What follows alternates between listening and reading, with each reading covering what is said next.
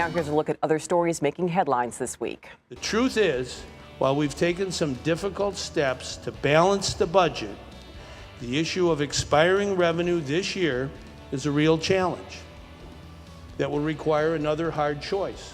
Bad budget news from the governor. That temporary 5% income tax hike set to phase out next year is now permanent. The governor says he needs the cash to move the state forward. His opponent says he's going back on yet another promise. Just months after the city claims money troubles forced the closing of 50 Chicago public schools, CPS is asking for $5 million to buy office furniture. That's in addition to the $4.5 million budgeted to redecorate the district's new downtown headquarters. Angry opponents question the spending. A landmark decision about Northwestern's football team could change the world of college sports. The National Labor Relations Board ruled that some college football players are employees of the school and have the right to unionize. Student athletes don't have a voice. University officials disagree. They plan to appeal. Advertisements on fire trucks and ambulances. A rural Palatine fire district will turn its emergency vehicles into billboards to raise money for the cash-strapped department. The ads could bring in up to $25,000 a year. We'll have more on those moving billboards in just a minute, but first, joining us today, Stephanie Victor, owner of Savvy Investments of Illinois, Jeff McCarter, Executive Director for Free Spirit Media, and Alden Laurie, Senior Policy Analyst for the Better Government Association. Welcome to the show to you all. We got some tough news this week from the governor in his budget address. He was saying that the temporary income tax hike that we thought was going to start sunset next year isn't going anywhere. Alden, did the governor do the right thing here? Well, I would say based on where the state is financially overall, it appears that this is a prudent way to move.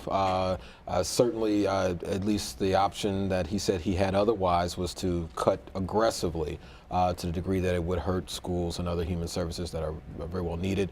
And it's debatable which way is perhaps the better way to move, but I do think the state needed revenue.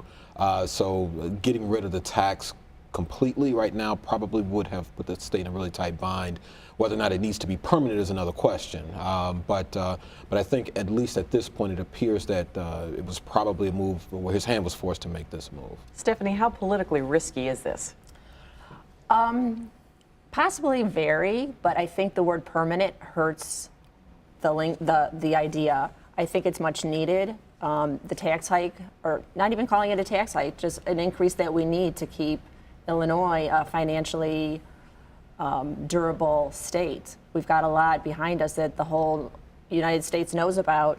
And, you know, Kirk Dillard came out and said, well, we could take a look at our Medicaid spending. You know, that was an idea that was probably had a long time ago, Senator Dillard. So I think keeping it on the table and something very viable is much needed. Okay, the governor promised a bigger property tax rebate, $500 per household. Jeff, will that soften the blow here at all? I think it's important to look at property taxes. I mean, certainly the revenue of the state needs to come from these various sources. Property taxes are quite high in Chicago, for one, and with this making this tax permanent, I mean, I think it reflects the reality of what our state is facing with these incredible economic burdens, including the pensions and whatnot. And I think Quinn is showing some guts and some reality, a kind of attention to reality that, though politically tough, is what he's trying to be known for. Meanwhile, his opponent, Bruce Rauner, is sitting back saying, we told you so. This is another piece of evidence of a broken promise, failed leadership. How will that resonate with voters, Alden? I mean, I think it'll resonate strongly on some level with voters, and I think part of what we've seen with Bruce Rauner and how well he did in the Republican primary is because he's hit the nail on the head that strikes a chord very much with a lot of voters who are dissatisfied with things. I think part of the strategy on the other side, though, is to essentially put Rauner on record, trying to get him to show people, well, what would he do given the very difficult state the Illinois finances are in. We haven't heard anything definitively yet from Rauner, but I think he will have to at least say something about what his plan would be and if he has a better approach. Your Rauner's thoughts? big on education. You know, that's always the buzzword in any political campaign, and he's Mr. Pro Education. Well, how are you going to fund that? Right. And everyone's got the reality prices increase on stuff.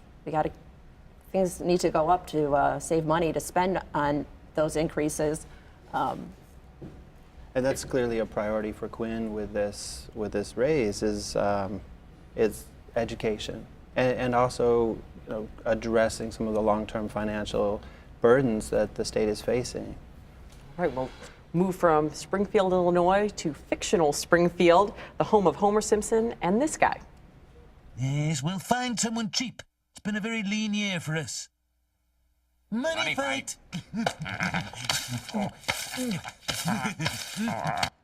That's Mr. Burns, if you don't recognize him, the diabolically miserly owner of the nuclear power plant where Homer Simpson works. Now, the Governor Quinn had put an ad online basically equating him with his opponent, Bruce Rauner. Fox pulled it for copyright reasons, but does something like this help or hurt the governor? Jeff?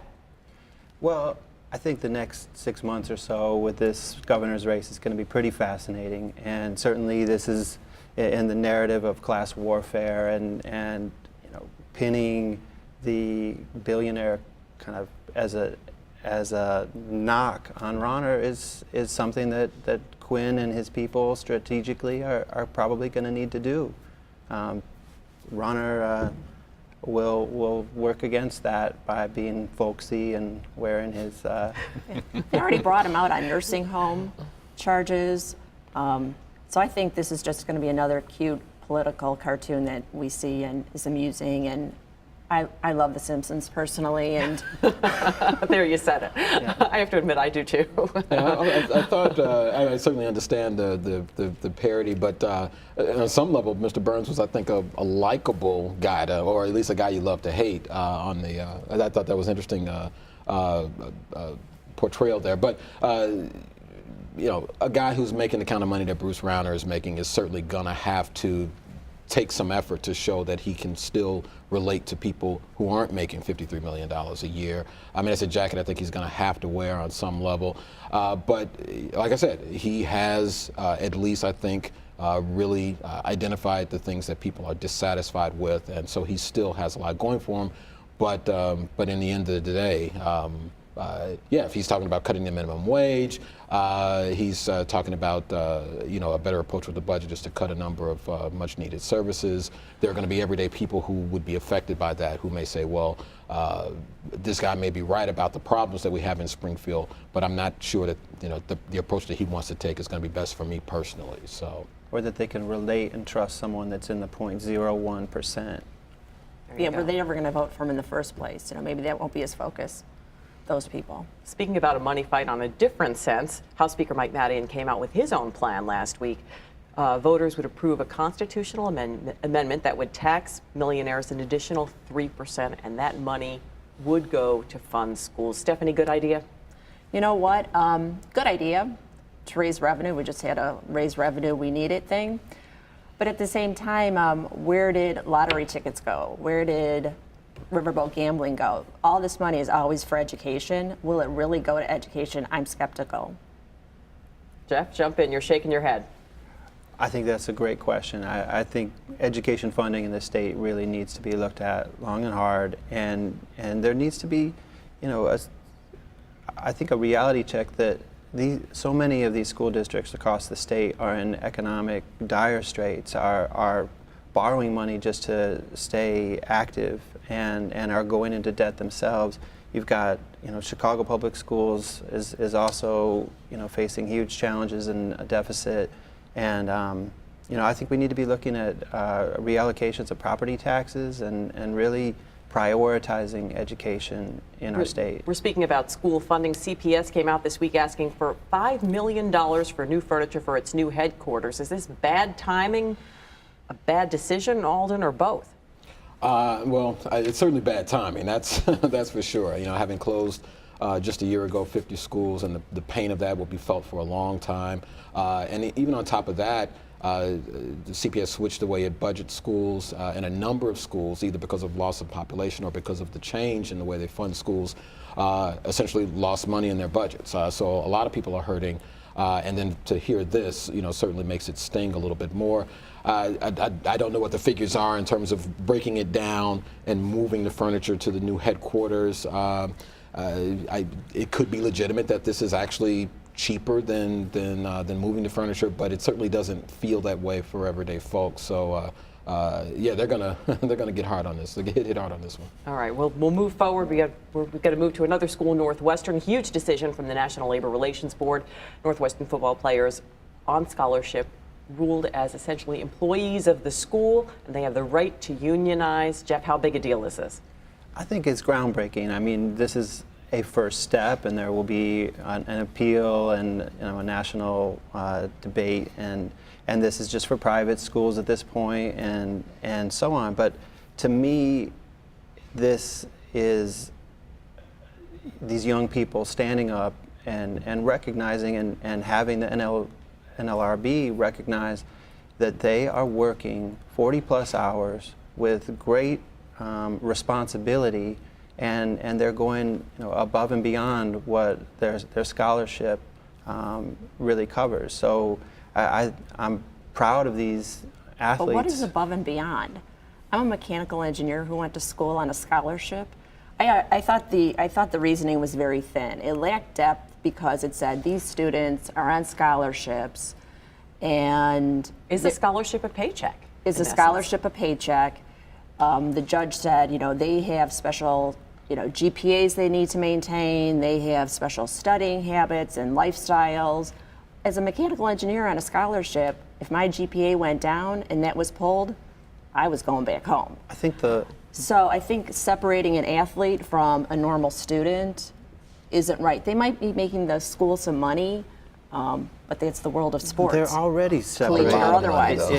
We're talking about make quite a bit of money. $235 million that Northwestern alone has made in the last 10 years from this So go to program. the college, get your benefit from the education and the team you're on and learning sports, and a lot of them, do they turn professional? So sorry, we're going to have to leave it here. We don't have time to get to the Palatine billboard story, but right now I'd like to thank our guests, Stephanie Victor, Jeff McCarter, Alden Laurie.